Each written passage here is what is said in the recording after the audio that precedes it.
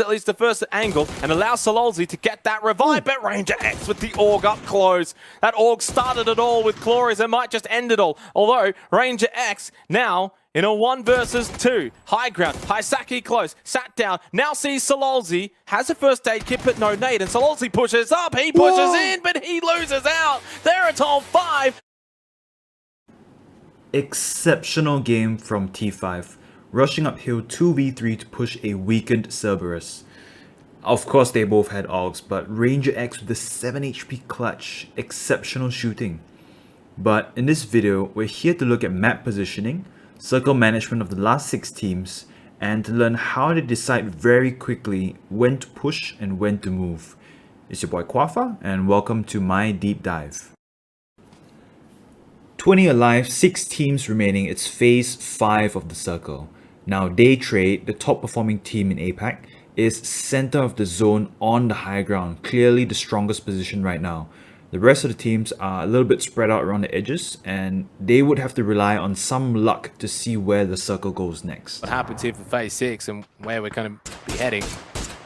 And it's, well, what I would almost consider neutral territory, because those teams like Alter Ego and Theraton 5, Unicorn Phoenix towards the more northern side, they have to push down. Now phase 6 circle shifts left, and Day Trade still have a really good position in zone. They are on the high ground and in the circle.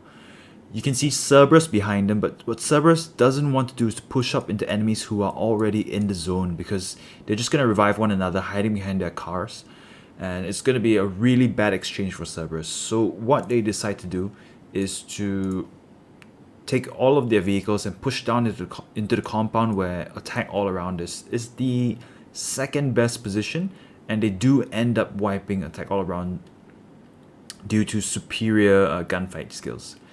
Now, looking at the rest of the map, we can see T5 and Alter Ego up here, and what they want to do is to fight for these last few houses, and T5 really takes a beating here, but they do manage to defeat Alter Ego. Meanwhile, Unicorn Phoenix, they can't push down this way because just running downhill with no cover is complete suicide, so they will have to push Day Trade as well and try to fight for this last bit in the zone, which is actually going to be quite interesting, as we'll see.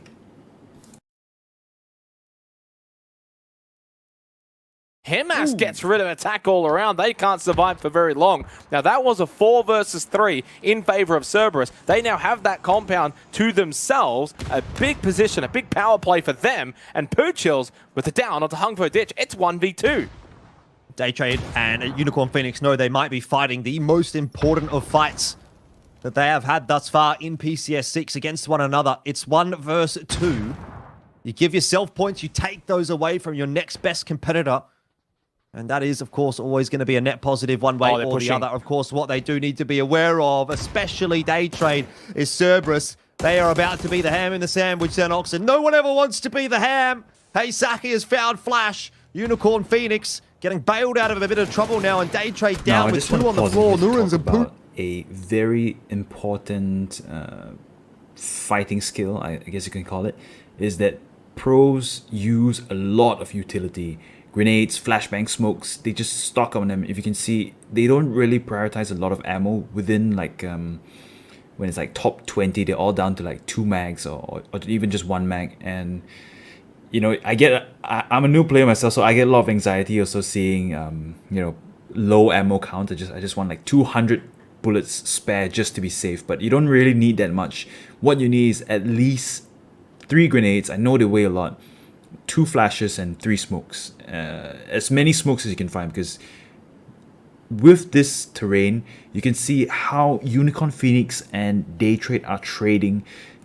Nades are the foreplay to every engagement. Flash, Unicorn Phoenix getting bailed out of a bit of trouble now, and Day Trade down with 2 on the floor. Nurans and Poochills to try and clutch it out. Hungbo Ditch ensures that it is just 1 remainder for Day Trade. But of course, as soon as that fight is over, as soon as Day Trade has dealt with Cerberus, then also going to start to put that damage onto Unicorn Phoenix. And right now we're looking at a massive clump of people here. They are fighting for the best spot in the zone, phase 7, and that is the high ground.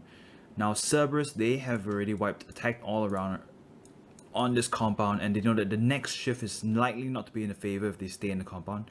So very, very smartly, they made a super quick decision to push uphill and try to third party day trade and Unicorn Phoenix here while they're fighting.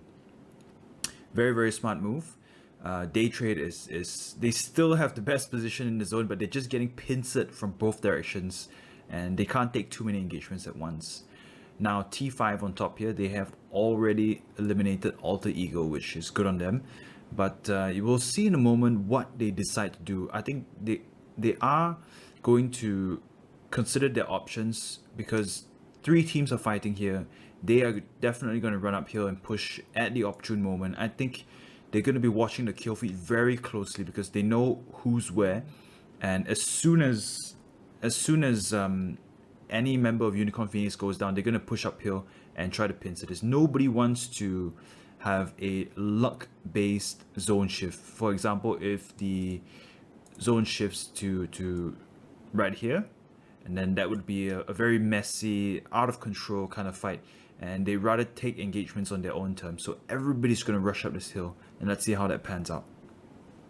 Ditch, good trades back the other way. Himas and Sololsi, the only two standing for Cerberus, so it maybe could backfire here. And now Theraton 5 getting involved too. They're loving this. They could now push in as the last two and actually have a pretty fair go at this. They don't have to have a 2 versus 4. It's like a 2 versus 2 essentially to finish off this game. Himas has at least the first angle and allows Sololsi to get that revive, but Ranger X with the Org up close. That Org started it all with Glorious and might just end it all. Although Ranger X now in a 1 versus 2. High ground. Haisaki close. Sat down. Now sees Sololsi. Has a first aid kit, but no nade. And Sololsi pushes up. He pushes in, but he loses out. Theraton 5 with a 12-kill victory. And they're pumped about that one.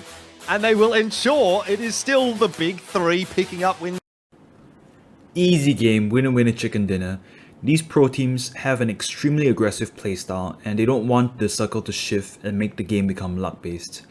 A potential 2v4 or 2v3 is worth it, and they are willing to take it if the enemy is distracted.